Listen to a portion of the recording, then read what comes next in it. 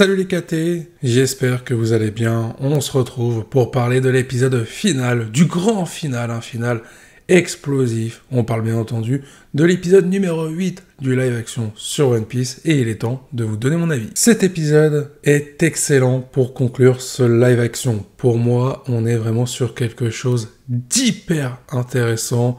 Il y a tout, de l'action, de l'émotion. On a aussi un petit récapitulatif de ce qui nous a été montré auparavant dans les épisodes précédents par rapport aux rêves de chacun, notamment les rêves de chaque membre de l'équipage du chapeau de paille. Ça, c'était bien fait.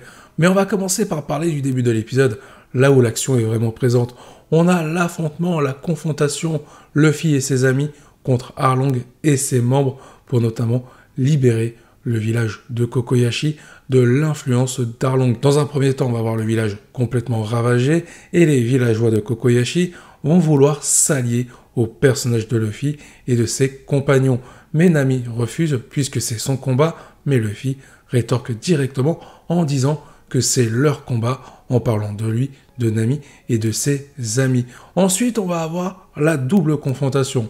Dans un premier temps, on va avoir Arlong contre Luffy. Alors, Nami se trouve à côté à ce moment-là. Et de l'autre côté, on va avoir Kurobi contre Sanji et Zoro, pendant que Usopp se tapera contre un homme poisson. Je ne connais pas son nom, mais ce combat-là, en soi, il était intéressant, mais pas plus que ça. J'ai beaucoup plus aimé les deux autres, Zoro, Sanji contre Kurobi et Arlong contre Luffy. Avant de parler du combat Luffy contre Arlong, on va parler du combat avec Zoro, Sanji contre Kurobi et les hommes de main d'Arlong, les hommes poissons. J'ai bien aimé ce moment-là parce qu'on met en avant les capacités de Zoro avec un sabre et on met en avant les compétences de Sanji, car jusqu'à maintenant, on n'avait pas vu grand-chose au niveau de ses compétences, au niveau de son style de combat. On avait eu le droit à un petit aperçu dans l'épisode précédent et dans l'épisode 6 notamment au milieu de l'épisode. Au-delà de faire des blagues, au-delà de sa drague lourde envers les filles, là on a vraiment vu son style de combat. Ça m'a beaucoup plu, surtout que c'est lui qui achève le personnage de Kurobi. J'ai beaucoup aimé la mise en scène du duo Sanji-Zoro pendant qu'ils se battaient. Le fait que les deux se lancent des pics quasiment à chaque fois. Zoro n'arrête pas de taquiner Sanji, et c'est la même chose du côté de Sanji pour le personnage de Zoro. D'ailleurs, à un moment donné, Sanji va sauver Zoro, et Zoro va sauver Sanji. Et forcément, à ce moment-là, il y a encore plus de piques. Et on a une petite référence de la part de Sanji, lorsqu'il combat le personnage de Kurobi, il n'hésite pas à dire le nom de cette technique, et même le nom de son coup final, ce qui rappelle clairement la mentalité de Luffy, et Zoro l'a complètement aperçu. Il dit même que Sanji va très bien s'intégrer au sein de l'équipage. Le petit point qui est dommage, alors oui, on met en avant Sanji parce que comme je l'ai dit, on n'avait pas vraiment vu ce qu'il valait dans les épisodes précédents, on avait vu son histoire, sa mentalité, son développement, mais on n'avait pas vu grand-chose sur son style de combat. Donc je comprends que dans cet épisode, il fallait mettre en avant Sanji. Ce qui est dommage, c'est qu'on n'ait pas donné un adversaire pour le personnage de Zoro. Oui, il a défoncé les hommes poissons, mais c'était des personnages secondaires, des lambda. J'aurais peut-être aimé à ce moment-là un adversaire peut-être du même niveau que Kurobi, avec Sanji qui s'en occupe et Zoro qui s'occupe d'un autre homme poisson du niveau de Kurobi. On aurait pu mettre en avant les deux de manière égale. Parlons rapidement du personnage d'Usopp. Alors comme je l'ai dit, son combat m'a le moins intéressé, mais malgré tout, il faut souligner qu'il s'est distingué par son acte de bravoure, son courage et surtout son intelligence pour venir à bout de l'homme poisson qui le poursuivait. J'ai bien aimé comment Usopp a fait stratégiquement pour vaincre son adversaire. Ça met en avant à la fois son côté un tout petit peu peureux, mais aussi son courage avec sa grande intelligence pour venir à bout de ses adversaires, et notamment de son adversaire. Au final, son développement est logique. Ce qu'on a vu dans cet épisode correspond à ce qu'on a vu d'Usopp dans les épisodes précédents, tout comme Sanji, tout comme Zoro. Et bien sûr, quand les trois sont enfin réunis, on a des pics de part et d'autre. Déjà, comme je l'ai dit, entre Zoro et Sanji, et lorsqu'Usopp arrive aux côtés de Sanji et Zoro. Il dit que le capitaine Usopp est là et qu'il est prêt à faire face à tous ses adversaires. Bien entendu, Zoro et Sanji se sont déjà occupés des hommes poissons qui sont tous morts. Maintenant, on va parler du combat entre Arlong et Luffy. Un combat qui est très intéressant de par la mise en scène en termes d'action, mais aussi dans sa profondeur par rapport au développement de Nami. Le personnage de Luffy, il incarne les rêves, il incarne la liberté de choisir pour les personnages qui l'entourent. C'est ce qu'il a donné pour Zoro, Sanji, Usopp ainsi que Nami. Pour le personnage d'Arlong, on est sur l'antithèse de Luffy. On est sur une opposition, un vrai contraste. Arlong, il incarne le personnage qui prive des libertés. Il a privé Nami de sa liberté, de ses rêves par rapport au destin du village de Kokoyashi.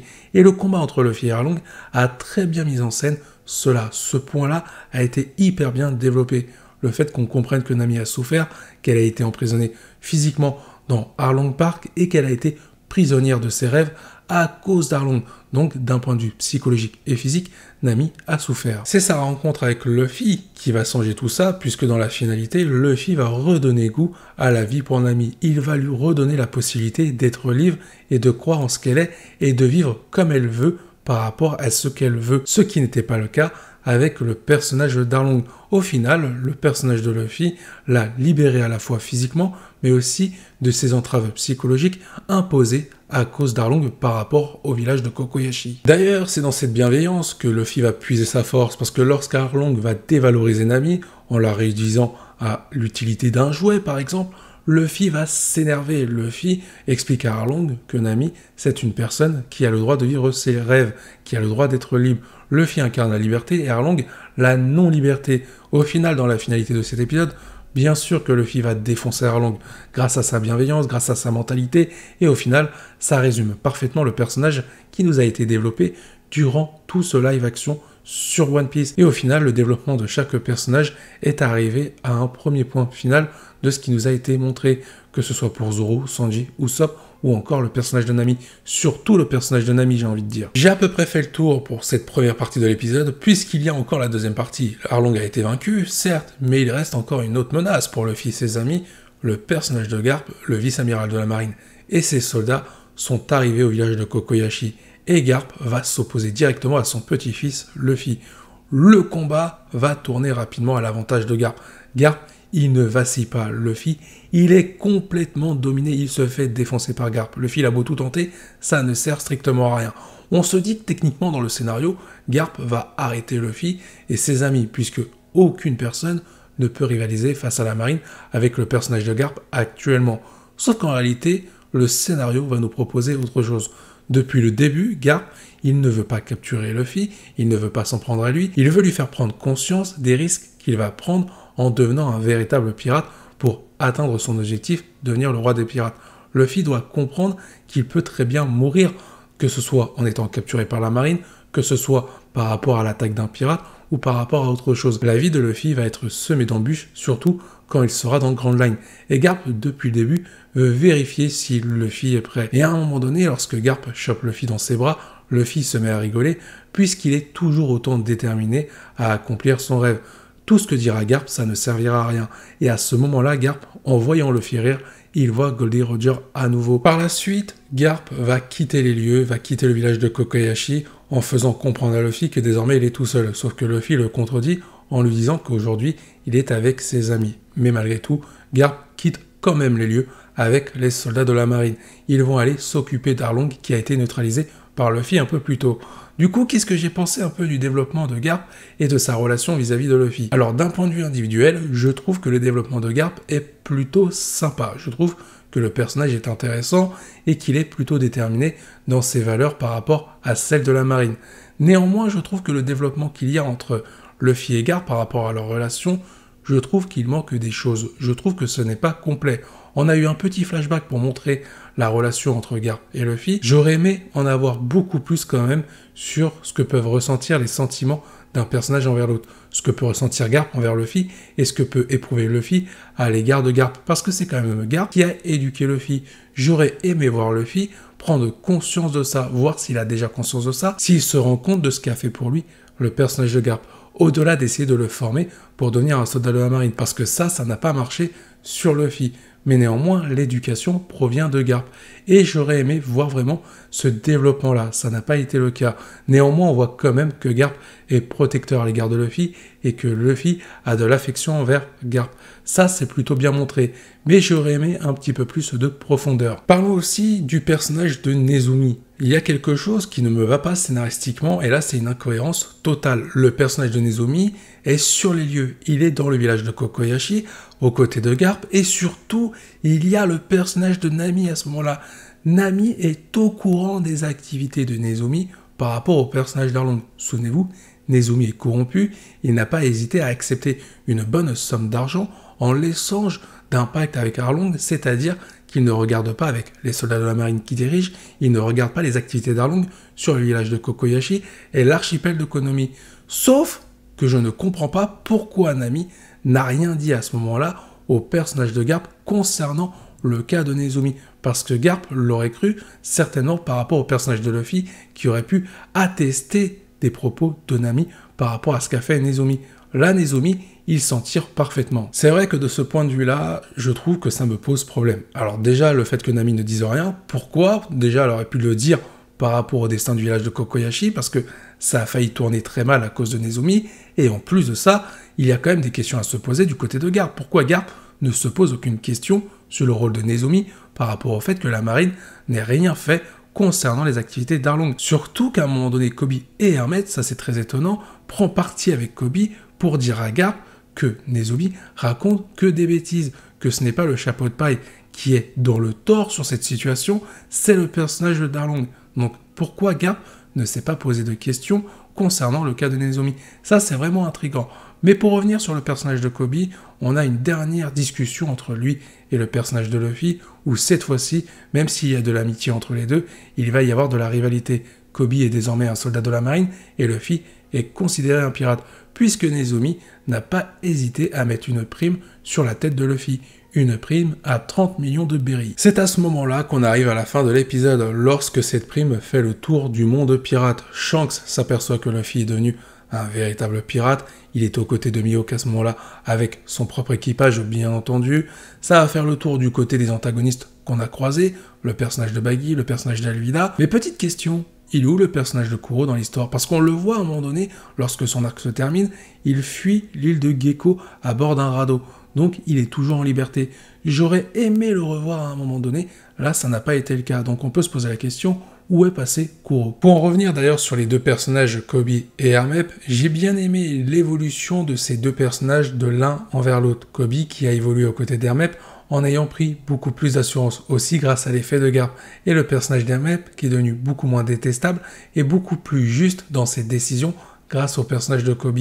D'ailleurs, c'est le fait qu'ils aient évolué tous les deux qui va faire que Garp a décidé de les former, puisqu'il estime que ces deux-là ont du potentiel, et il prend en référence les propos de Zeph qui avait dit qu'il y a une nouvelle génération qui se met en place du côté des pirates, mais aussi du côté de la marine.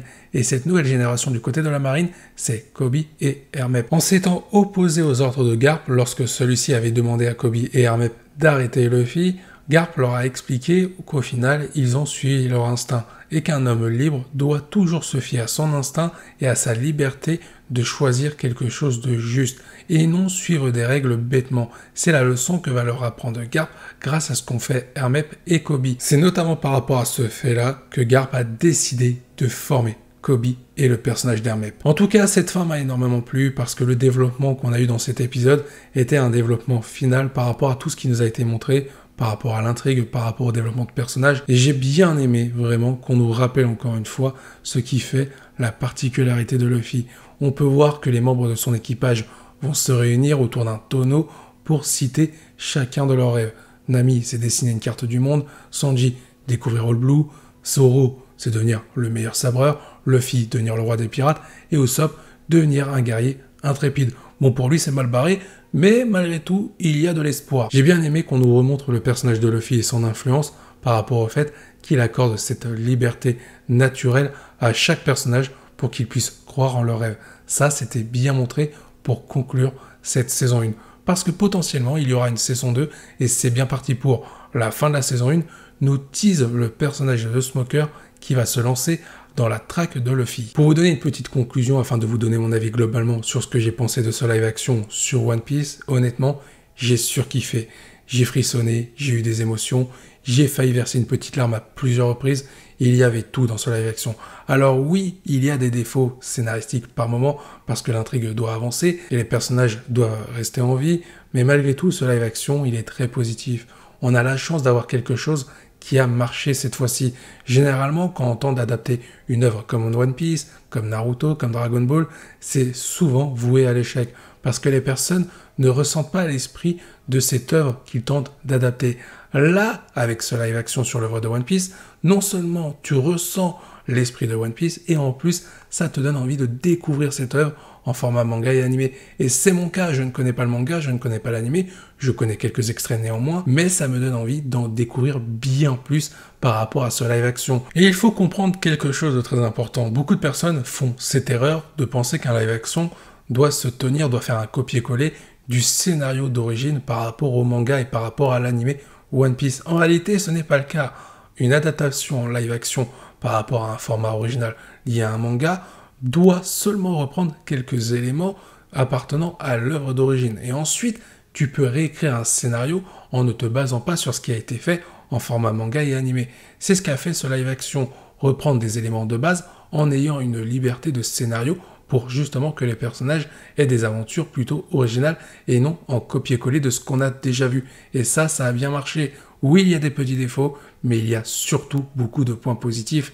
C'est très prometteur et on peut espérer que s'il y a une saison 2, que les points négatifs soient gommés pour qu'on ait quasiment quelque chose qui atteigne pas loin de la perfection, puisque la perfection n'existe pas. Mais en tout cas, pour une saison 1, alors que beaucoup de personnes pensaient que ça allait être une catastrophe, au final, c'est une véritable réussite. Et c'est mérité. Le succès est d'autant plus mérité quand on voit que les acteurs se sont donné corps et âme en donnant leur trip, leur cœur, pour vraiment qu'on ressente les personnages de l'animé au travers de leur rôle qu'ils ont interprété. Les acteurs se sont vraiment donnés à fond. Et au niveau des scénaristes, au niveau des réalisateurs, on sent que vraiment chaque scène a voulu se rapprocher de l'esprit de One Piece. Donc ça, il faut en tenir rigueur. Oui, il y a des choses qui n'ont pas marché, mais au moins ils ont essayé et dans la plupart des cas, ça a marché. Sur ces belles paroles, il est temps de s'arrêter là. J'espère que ce live action sur One Piece vous a plu. Je vous invite à donner votre avis en commentaire. Je vous dis à la prochaine pour de nouvelles vidéos.